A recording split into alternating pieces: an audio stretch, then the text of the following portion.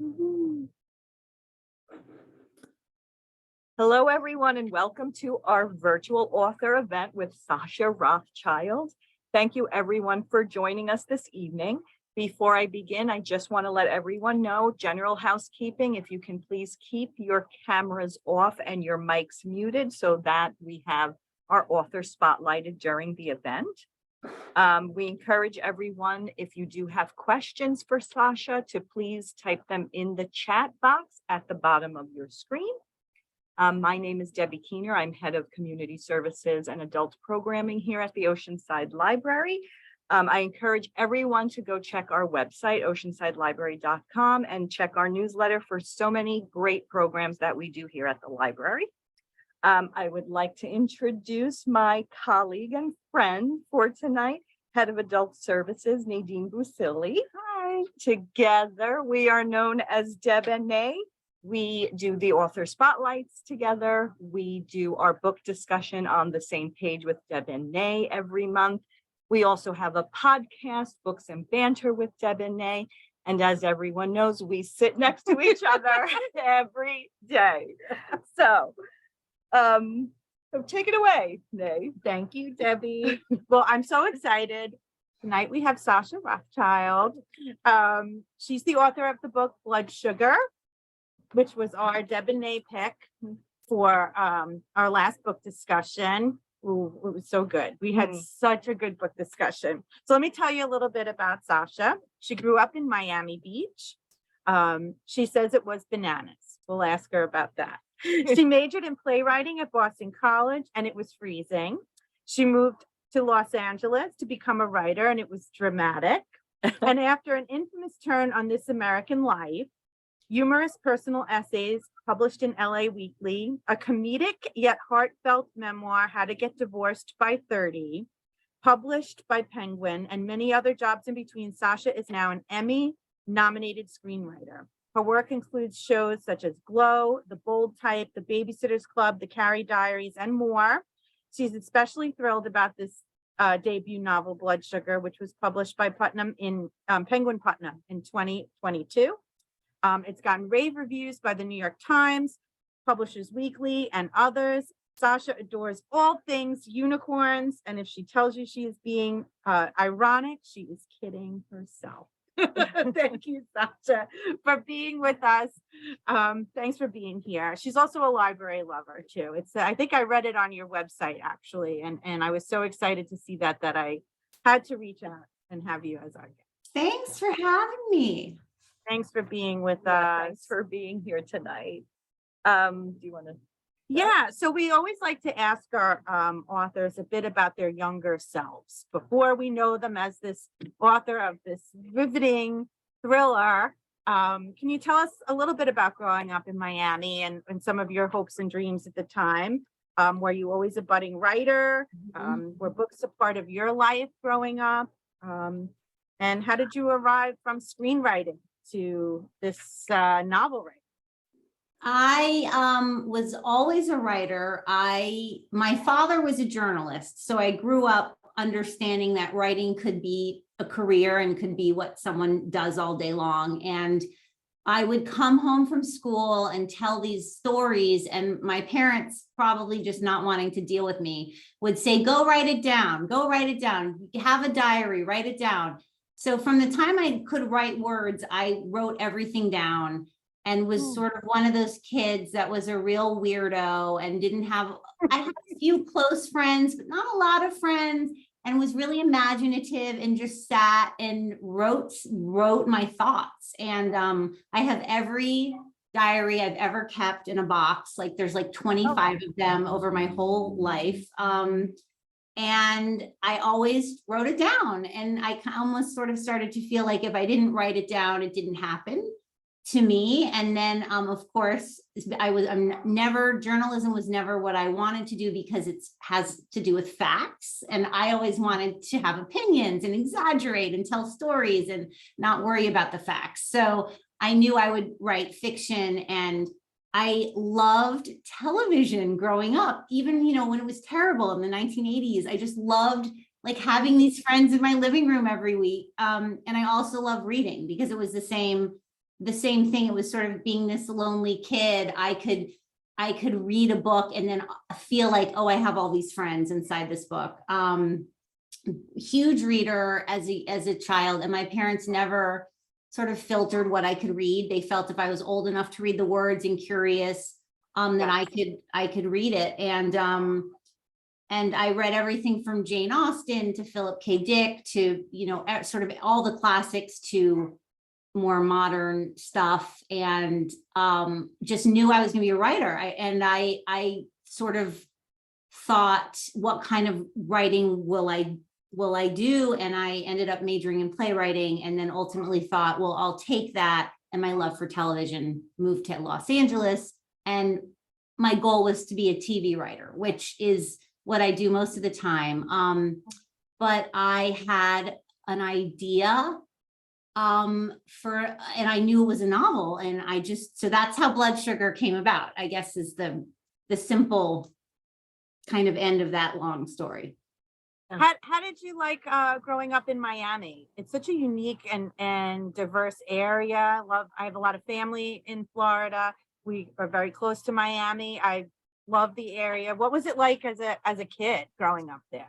It was really, as I said, it is bananas. I grew up right at the cusp of when Miami Beach became really chic, and it was sort of, Ocean Drive was these old age homes and this sort of dilapidated city. And then all of a sudden Versace moves in, and it's models and it's DJs and red velvet ropes and this club scene and this high fashion. And I got to be there for all of it. And as you know, the character in Blood Sugar, and I set Blood Sugar in Miami because it's such a part of who I am, and I can see every detail so clearly that I just wanted to explore that. But it was truly wild, and everything that you can imagine that happens in Miami happens there. It's like really not even an exaggeration of the amount of sort of like drugs and sex and violence and just everyone. We get off the plane and you walk out of the airport, and this wall of humidity hits you, and all of a sudden it's like this lawless land of mayhem. So it was a very exciting place to grow up. And I definitely was very much a big part of my childhood, and sort of not fitting in was, for those who can see me, I am incredibly pale, and I don't belong at the beach, and I cannot go in the sun. And so I was always this sort of weird kid with the giant hat and the sunscreen. And that is sort of part of a few of the through lines in the novel is, what do you do if you're really a sun sensitive person growing up in Miami? That's great. Very funny. So I will say the first chapter of this book, I read it and I immediately said to her, okay, we read a lot of books. And that was the best first chapter I have read in a very, very long time. It like struck me. I was like, what the heck are we reading? Like, what is this? And I loved it. It got me right in. So You held your breath. yeah, Reading. Yeah. and especially when, and I'm 5. Like, wait, what? What?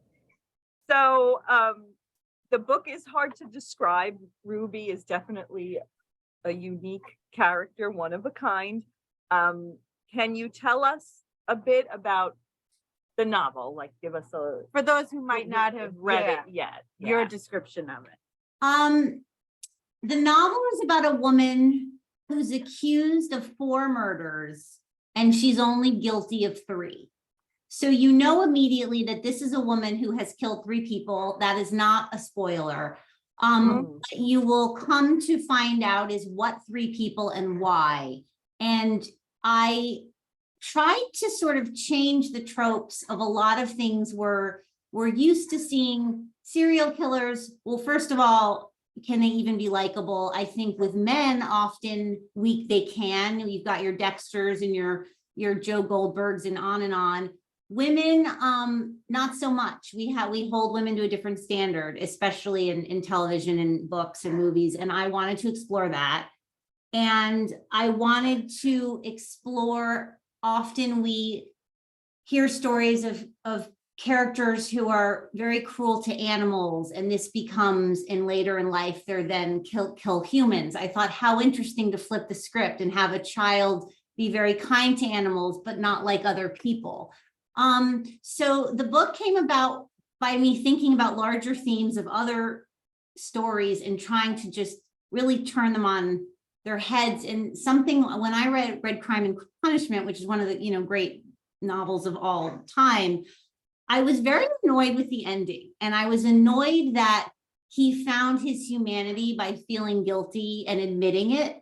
And I thought he could have had a happy ending. He had the love of his life. He could have completely just never told anyone what he had done and been perfectly happy. And it bothered me. And I thought I'd love to see a character that I care about that doesn't feel that guilt, but that does feel the humanity. And so, not to say that Blood Sugar is any way in the same realm as brilliant as Crime and Punishment, but that was a book that really inspired me to think about guilt and want to write a novel about guilt ultimately. I like what you said about, and I think I brought it up in one of the questions later on, but about women in how they're portrayed as serial killers, or, it is very different. Male serial killer or whatever, as in Dexter, can be, almost revered in some ways, but it's a completely different thing when it's a woman. And Ruby was so unique.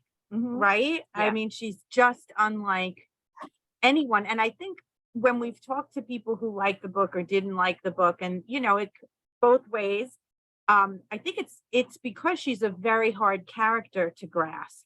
Right.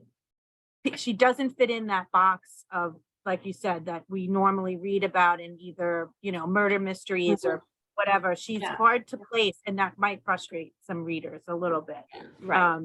Because women are always nurturers, and like feel bad. We're supposed to feel bad. We're not supposed to. And she, breaks the mold. She breaks the mold. Yeah. It's like at the end of every chapter, I don't know if you ever saw the musical Chicago, but there's that song, He Had It Coming. So at the end of every chapter, I was like, she's like smoking a cigarette and singing that song. So that's how I loved it because of that, like, vigilante kind of character that she is. There was a strength to her too, that I think, when women tend to be strong that way, it's looked at negatively. Right. But there was this really good strength to Ruby in her, her vigilantism, as you said, whether it was her sister sticking up for her sister, right, from a little kid. Right. It's distorted, and it's certainly an issue, but she definitely breaks the mold. So the other thing I thought a lot about was, we hear a lot about unreliable narrators, and men can often be completely reliable, tell you exactly who they are, and we still love them even though they're flawed. Whereas women characters, and I love Gone Girl, and there's so many books that came after Gone Girl, they're all unreliable. We don't know if they're drunk on a train. We don't know if they're lying. We don't know if they're having hallucinations. We don't, and so women aren't allowed to be unlikable and reliable. And although when Ruby is telling you her story, it's first person, she tells you things at different times, but she is telling you the truth. She is a reliable character who could also be unlikable. And that was what I wanted to explore as well. And you just don't see that often. So, and I know a lot of people, my hope was that people would love this book or hate it, but that no one would be like, right. No, I think, and I feel like I'm seeing a lot of women characters and protagonists in books in the last year or so who are very unlikable and reliable. And Molly, when she brought this up, Molly from The Maid, Nita Prose, we met with last month, and almost very similarly, she was someone that people either loved or hated because she was who she was and she was unapologetic about it. And that's a really different thing, I think, for a lot of readers to see in a novel. So kudos for you. Yeah, for going that way. For doing this. That's right. So I read that your husband was a bit of an inspiration for the novel. How did that story come about? And can you reveal why that, well, Does he sleep with one eye open? He knew what he was getting into. So my husband in real life is a type 1 diabetic, and in real life he has a glucose monitor, and if he goes very low, has a very low blood sugar in the middle of the night, it beeps to wake him up so he can wake up and eat sugar. And it's really dangerous, and many type 1 diabetics die in their sleep because you can't feel it. And so his glucose monitor will beep, I'll wake up, I'll wake him up, he'll eat sugar, he'll be fine. And this happens maybe a couple times a year.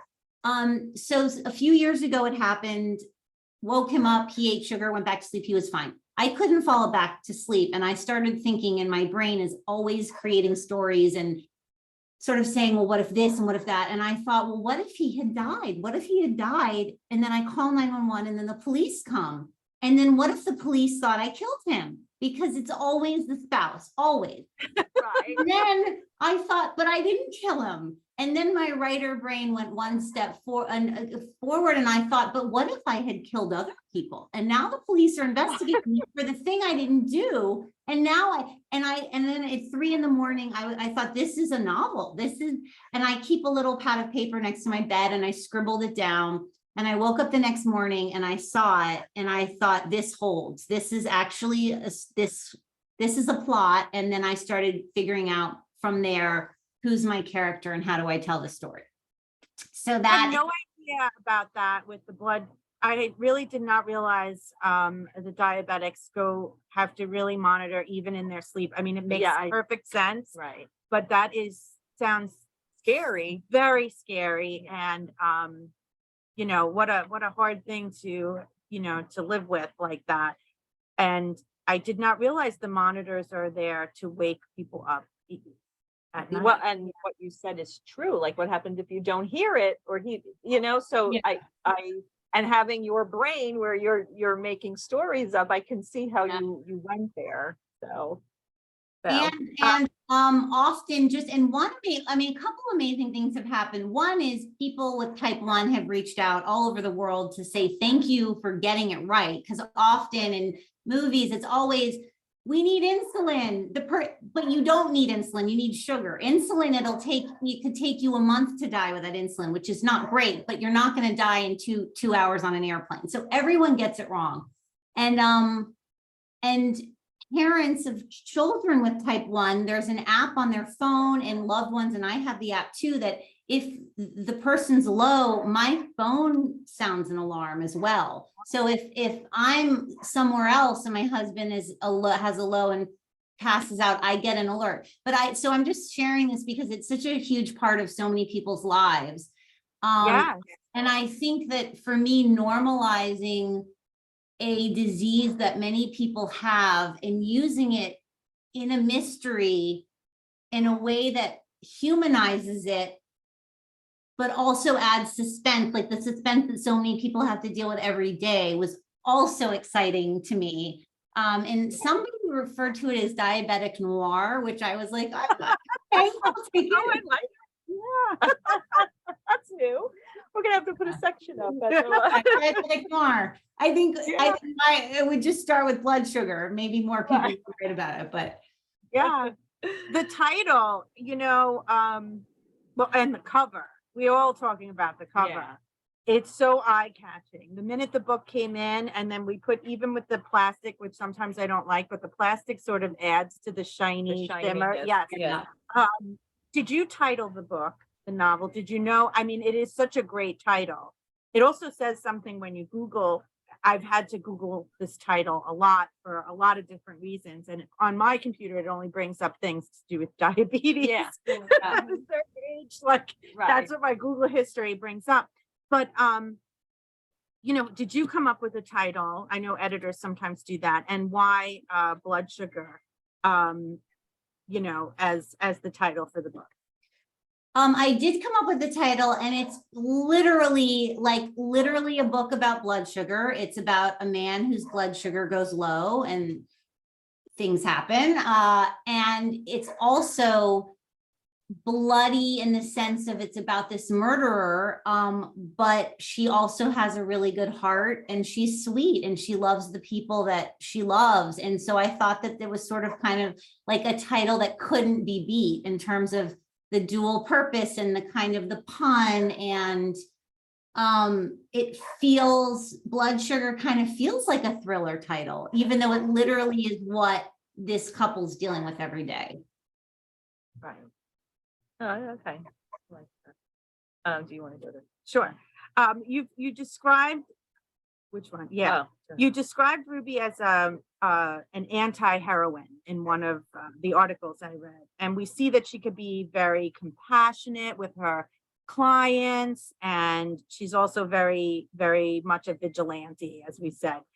Did she surprise you as you were developing her? Was there, how did you get inside her head? And was it something like she evolved as you were writing about her? And did her character kind of come to you and as a, you know, as a surprise? Well, I started writing one amazing thing about, for me, this process was with television writing, everything is incredibly outlined, beaten out. As a television producer, I have to know what everything's going to cost. And so everything is so prescriptive. And as I started writing the novel, I thought, oh, I can write whatever words I want, because you don't have to pay. If you say there's something that's windy, you don't have to pay for the wind machine and the this and the that. It could be raining. You don't have to worry about wardrobe changes in the rain. And just things that, you know, people don't think about unless they're in that business. But I started Ruby off. I didn't know where I knew I wanted to start with her in that first chapter as her as a young child killing another child, and that is within 2 pages, so it's not spoiling anything. But the reason I put her in the ocean was I thought I have to start with her not being me. I have to understand that Ruby is a character and she is not me. And where would I never be? And I thought I would never be in the ocean in the sun, because I don't go in the ocean, I don't go in the sun. And if I could make her this little girl that loves the ocean and the sunlight and the salt and the sea, I can immediately remove myself from this person being myself. So once I placed her there, I started to really see her as another, and I really knew, I knew what she would be doing, and I knew her job would be as a therapist. But as I wrote her, she did kind of come to life for me more and more as I got to know her through her interactions. A lot of these sort of chapters with the policeman, kind of in that way that sometimes when you get into such a groove as a writer, you feel like they're writing themselves.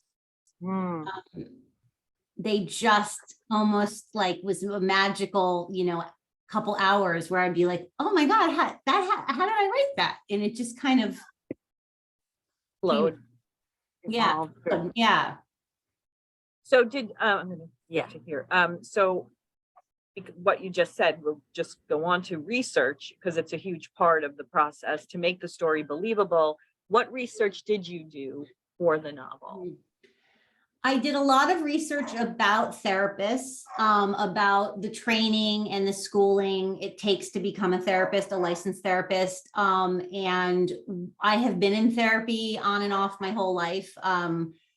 So I really understood what it felt like to be on the other side of that couch. And I wanted to explore that. But that was the most research I did. I did a lot of research in terms of some of the criminal stuff, like what might happen with the trial and what might happen with the police and what might happen in sort of what's believable. And there's definitely some license, it's a novel.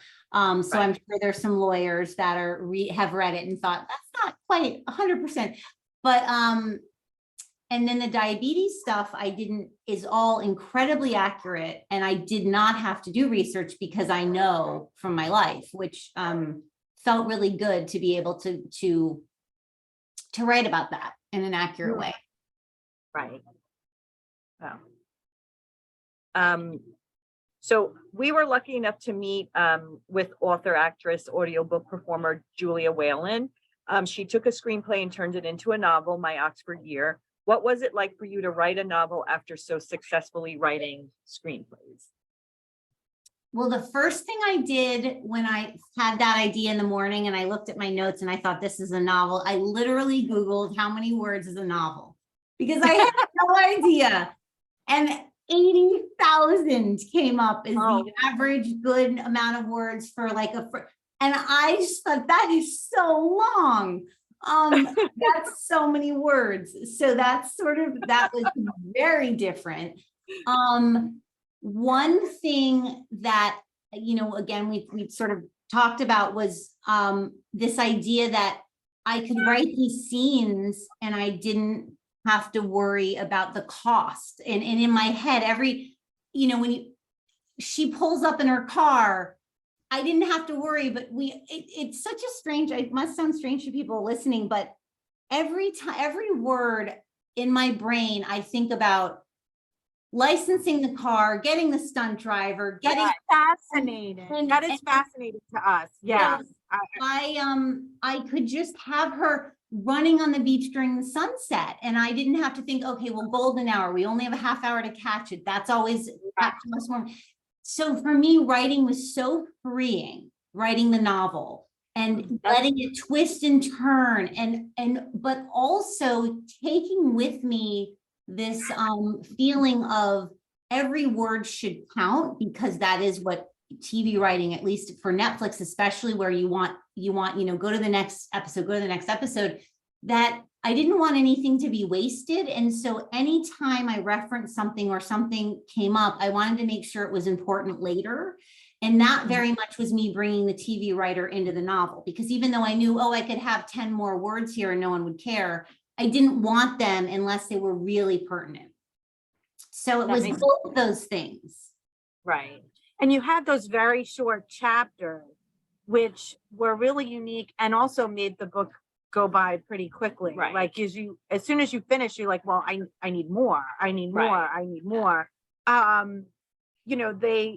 Which is like a Netflix, like you're Yes. saying, like it says on to the next episode, you let it go. And Yeah. it did feel like episode, Yeah. like episode after episode. And there were so many different characters that you brought in, situations. We even had a colleague talk about the lamp.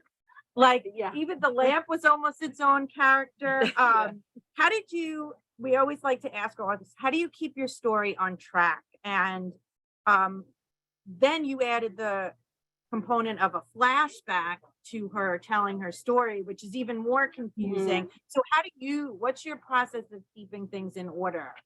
So my process is I write things very chronologically and very linearly to put out the full story I want to tell. Then I chop it up. Jill Munson 2 at gmail.com. Sorry about that. Join the meeting. All right. Okay, go ahead. I'm sorry. Hi, Jill. Okay. So I write, because it is really, I agree that the two timelines is really tough, and to figure out exactly when to drop in the flashbacks and when it's most dramatic. So I write, I know exactly what basically with Ruby, I knew what happened in her life from the time she was 5 to the time she was 32. I wrote it out. Then I used the police interrogation as the anchor, and then I chopped up the flashbacks to heighten the drama as much as possible. So that was my process. So it was fully formed aside from the and then you took the pieces like a jigsaw puzzle and kind of, Yeah. aha. And They then really, it was really interesting. There were so many people I felt I felt like the novel had a very different beginning and end, right? When we meet from the halfway point, when we meet Jason, and that part of the story is almost like it flows a little more one into the next, whereas the beginning of the novel is these scenes from her life. You know, and then to have the photos being turned over. Oh yeah, like that's very by the dramatic yes, TV, like NCIS. the detective, right, who flips the photo over and says, you know, and then this whole story evolves from this photo of past friends and her wedding and high school friends and whatever. It was just a very interesting way of putting it together. And I know I would have been lost trying to keep track of it. Right. You know, so. How, aside from Ruby then, who did you love writing? Like what character did you feel was important to the story and you really went there with that character? Well, of course, Roman, I think, was very important, and I am very fascinated with platonic relationships between men and women, and you know, can they exist? And it's the classic, you know, when Harry met Sally. But I think that I wanted readers to want them to get together, but then not want them to get together, but then feel disappointed maybe if they didn't, but happy. I wanted there to be a lot of feelings there. And I had a really clear vision of how I wanted that to go and end and what I wanted to say about it. But that was very exciting for me to explore this almost friendship love story while exploring a grief story and a guilt story. The other character that I was excited to, I mean, there's so many, I guess I love all of them, but Jesula is a character that is just somebody who is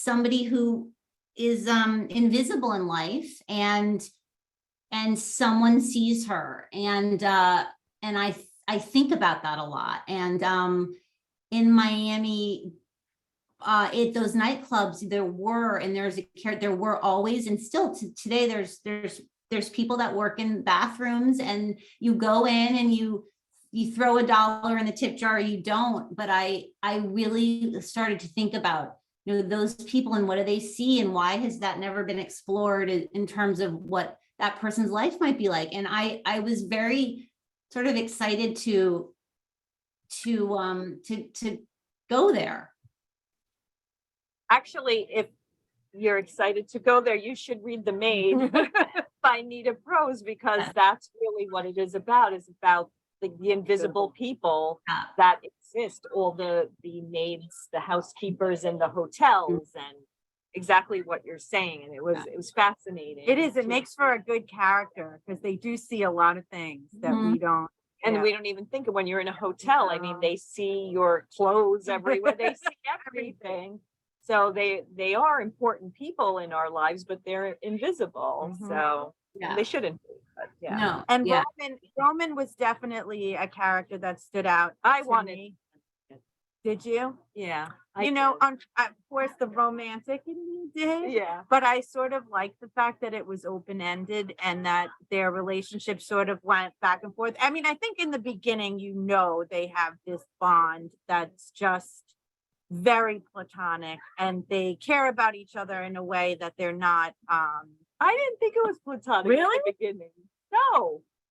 I thought they were young and that it was just like they were being like flirty, and I thought they were, but I felt like there was a very strong friendship. Well, right. Yeah. But I thought there was that underlying, I don't know. No, I think you're right. I think it could be seen both ways, right? Yeah. Okay. I think you're both right. See?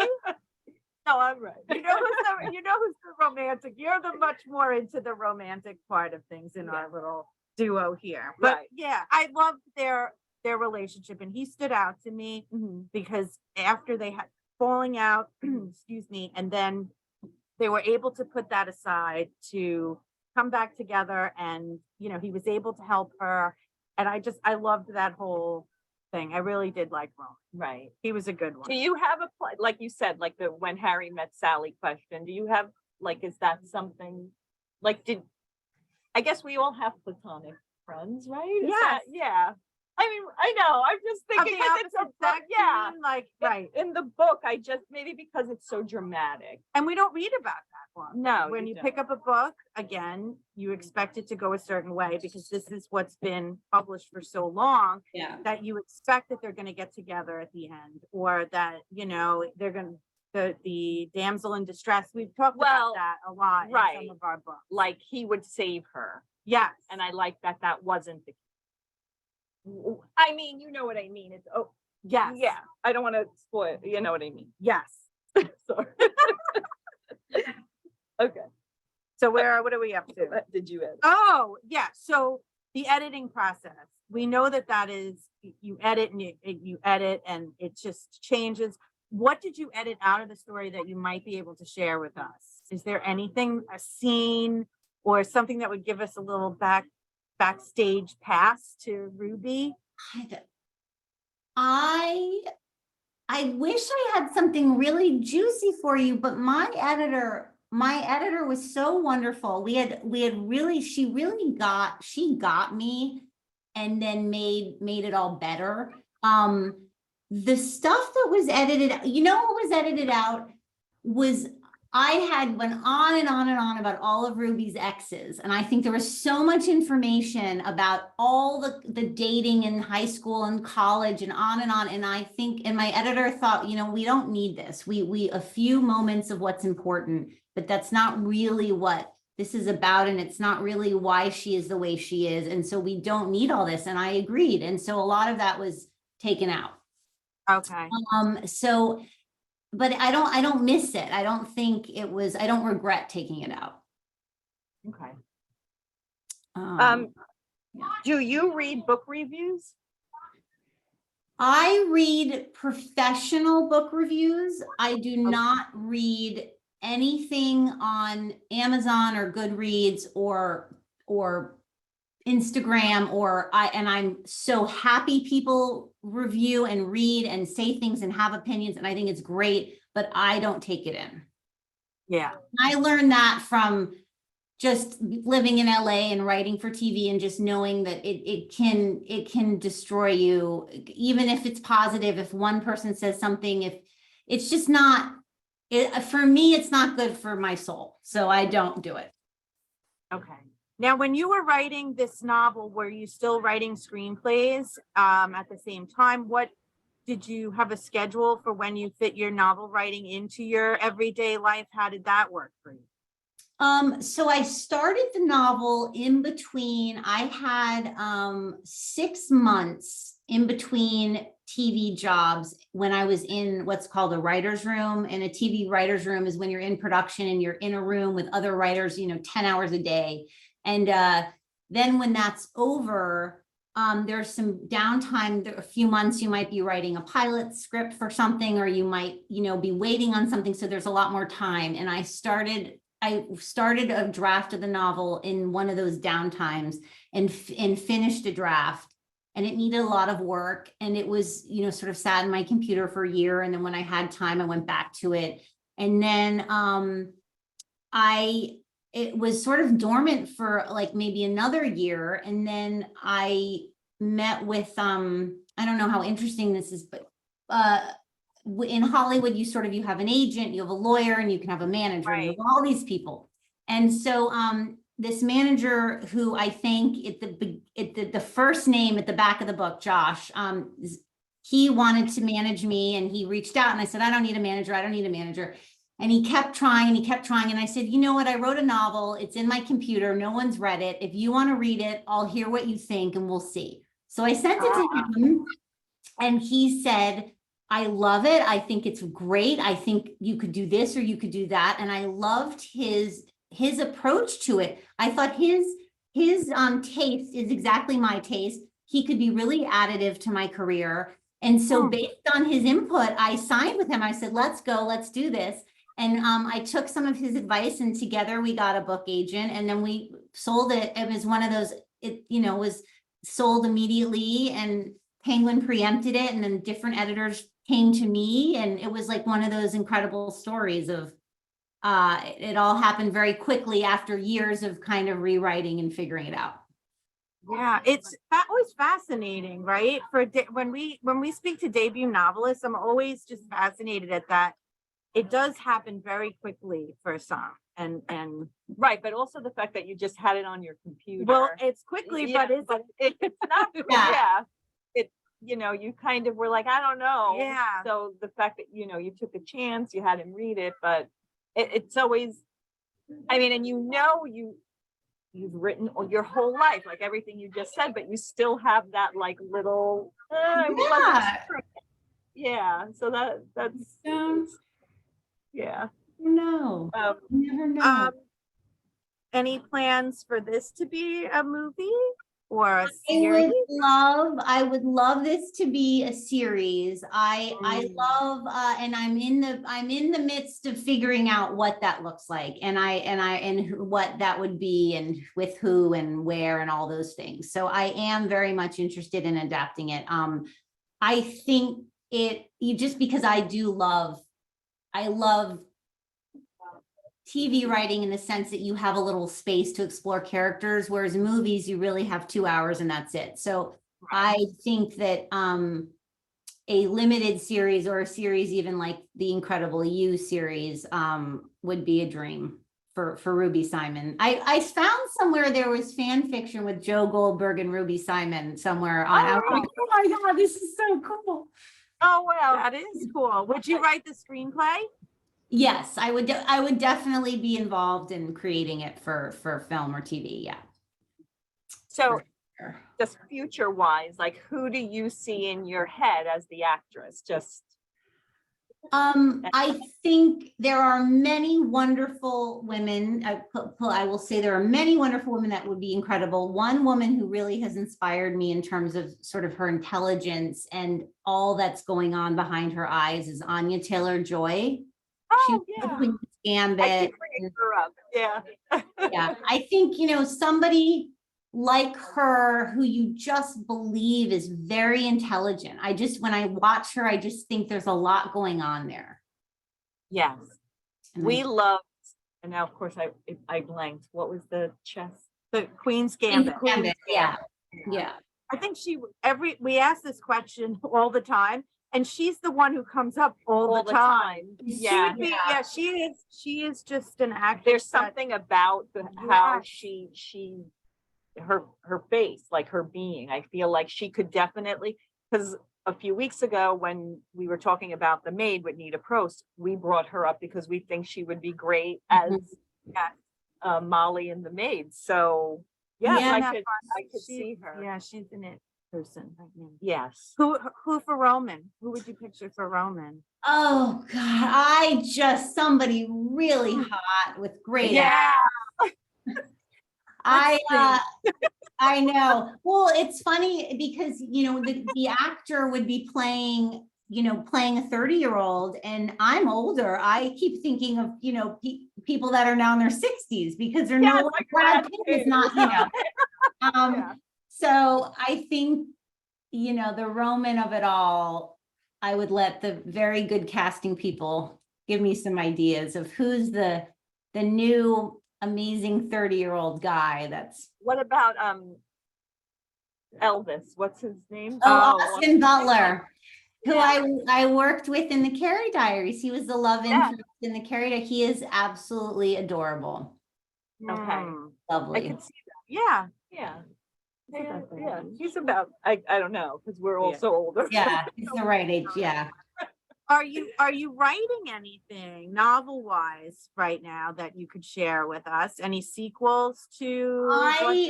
Not at the moment. I plan to write another novel, and I do plan to write a sequel.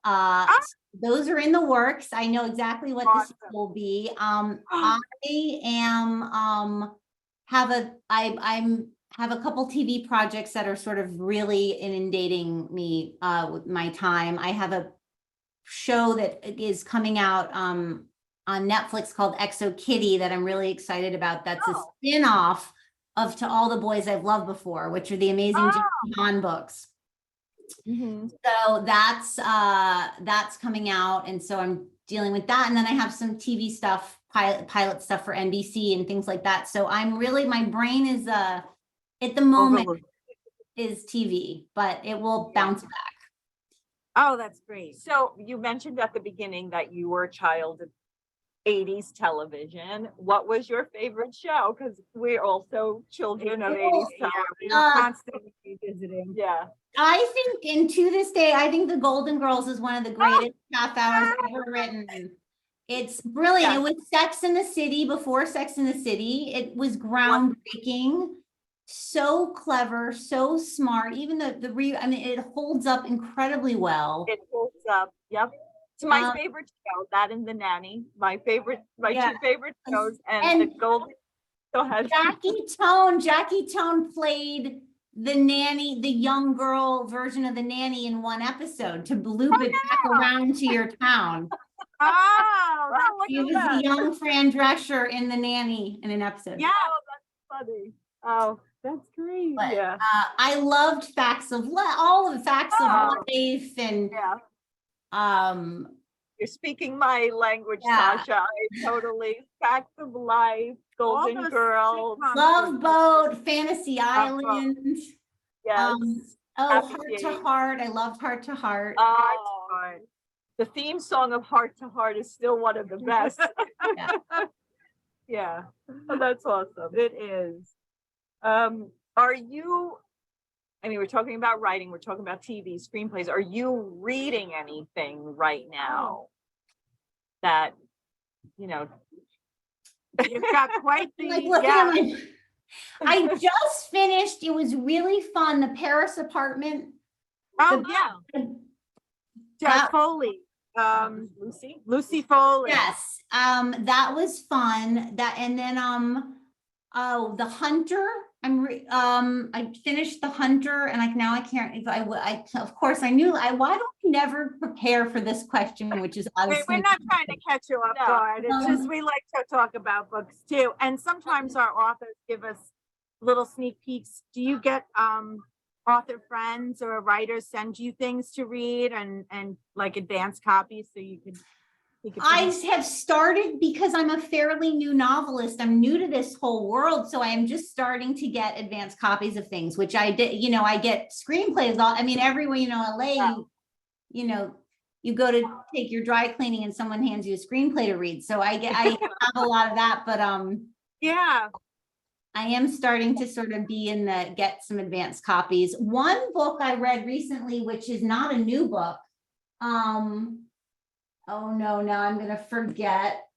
Oh, House of God is a book from the 70s. It's written about a doctor at an ER hospital. It's harrowing, and it's dark, and it's funny, and it's really interesting. And it was a pseudonym, and then he was the real writer has come out, and he went to Harvard Medical School. It's a really interesting whole story. wow.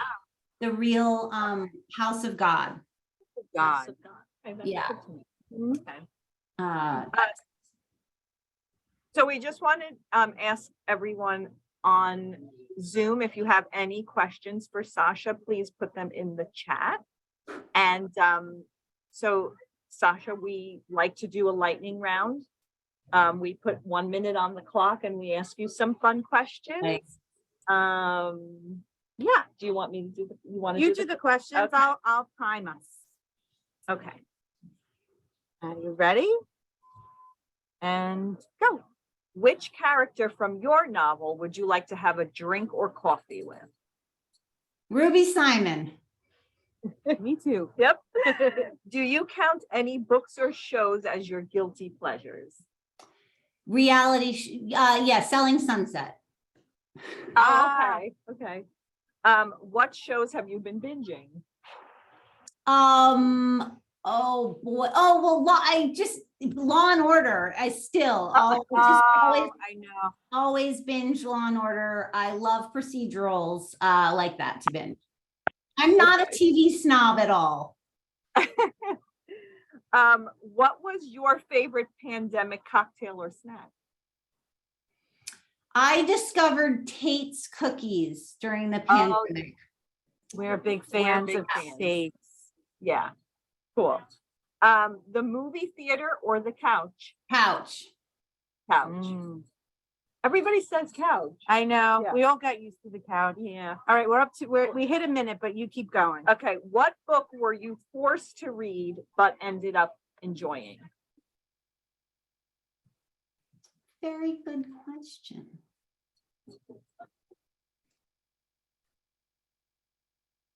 That is a really good question. And I'm trying to think of something I thought I would hate. And I can think of books I was forced to read that I didn't like. Right. But you know what? One of the most beautiful books I've ever read that I read for book club that I was dreading because I thought it would be so upsetting was All the Light We Cannot See. And I read it for book club and I loved it so much. And I thought it was so beautiful and uplifting. And it didn't make me unbelievably sad in the way I thought it would. Mhm. That is a good one. That is. Yeah, this is the last question. What's your favorite book that no one has ever heard of? Oh, God. I don't Well, know. it might be House of God. Yeah, okay, let's say House of God. Let's say House of God. That's a good one. I'm gonna look that one up for sure. It has sold millions of copies, but let's say, yeah, House of God. There's a lot of memoirs. I do love, I love memoirs. There's a lot of sort of esoteric memoirs I've read that no one's heard of. We'll go with that. We've actually picked Gina Davis's new book for our April book discussion too. So I don't know if we'll be so lucky getting her on our little show here, but memoirs are great. And it's Debbie's that's my favorite. favorite thing to read is a memoir. So I just love them. So Viola Davis's. Oh, was a that was great so one. good. Oh And my we- gosh. Dave Grohl from the Foo Fighters wrote one. So I really enjoy a good memoir. Yeah. I'm with you there. Golden Girls memoirs. Yeah. Do we have any questions in our chat? Let's see. I don't think we do. Do you want to cover and just? Oh, yeah. I'm sorry. No, I think there we go. Yeah. All right. Do you have any last questions? No, well, I mean, this was so exciting. This book, now that you said there's a sequel, I'm forget it. coming, even if it's still in your head, I'm overjoyed. That's always great. So, And maybe a show. and maybe a show. I can totally hope I can so. totally see it. Yes. Yeah. Oh, without a doubt. Yeah. Can we get her to sing the Cell Block Tango from Chicago at the end of certain chapters? I'm telling you, every chapter I would like, Yeah. I would hear Well, that song. So, You mentioned you like police procedurals, and I just started watching this crazy one called The Calling on, I think it's on Peacock, and he's a Orthodox Jew detective in New York, and it's actually kind of flips the script on being an outsider but being a detective. I'm giving it out as a recommendation. It's Okay. actually really, really good how he brings his spirituality into solving cases. okay. It's got a little Law and Order vibe. That's why I say that. Okay, I will find it. I like it. The Yeah. calling. Good. Okay. I'll look into it too. Well, we're at the end of our chat with Sascha. Thank you so much for Thank taking the you, time out of ladies. your Yes. busy schedule. So we really do appreciate it. Thank you so much. Thanks, Sascha. This was Fun. great. And when I'm in your area, I'll come visit you. Absolutely. Stop in Oceanside. We would love that. We're going to hold you to that. Hold me to it. Yes. Thanks, everybody. Thank you so Thank much. you. Bye. Take care. Bye. Thank you everyone for joining. Good night. You have to stop it. Yeah, we always forget that.